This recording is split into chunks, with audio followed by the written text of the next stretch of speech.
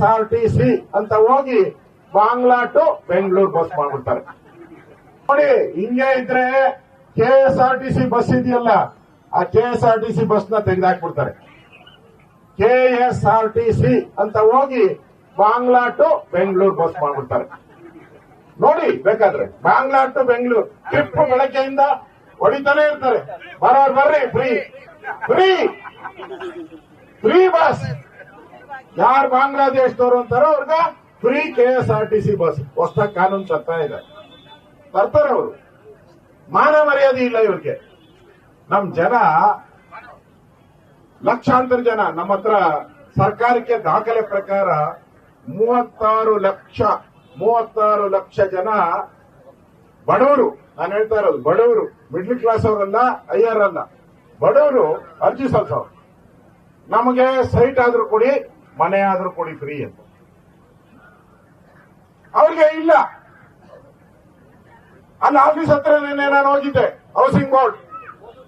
100 ಜನ ಬಂದಿದ್ರು. ಅವ್ರು ಹೇಳಿದ್ರು, ಬಂದ್ರೆ ನಮಗೆ ಕೇರೆ ಮಾಡಲ್ಲ ಸರ್, ಇಲ್ಲಿ ನಾಳೆ ಬಾ ನಾಳೆ ಬಾ ನಾಳೆ ಬಾ ಅಂತಾರೆ ಸರ್.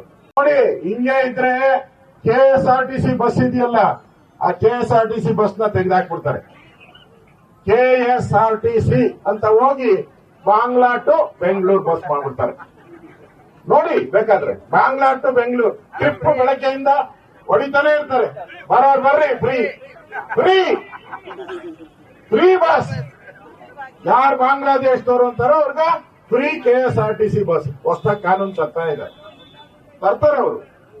ಮಾನ ಮರ್ಯಾದೆ ಇಲ್ಲ ಇವ್ರಿಗೆ. ನಮ್ ಜನ,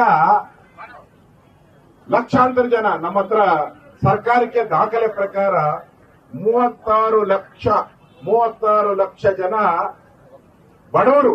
ನಾನು ಹೇಳ್ತಾ ಇರೋದು ಬಡವರು, ಮಿಡ್ಲ್ ಕ್ಲಾಸ್ ಅವರಲ್ಲ, ಹೈಯರ್ ಅಲ್ಲ, ಬಡವರು ಅರ್ಜಿ ಸಲ್ಲಿಸೋರು. ನಮಗೆ ಸೈಟ್ ಆದ್ರೂ ಕೊಡಿ, ಮನೆ ಆದ್ರೂ ಕೊಡಿ ಫ್ರೀ ಅಂತ. ಅವ್ರಿಗೆ ಇಲ್ಲ. ಅಲ್ಲಿ ಆಫೀಸ್ ಹತ್ರ ನಿನ್ನೆ ನಾನು ಹೋಗಿದ್ದೆ, ಹೌಸಿಂಗ್ ಬೋರ್ಡ್.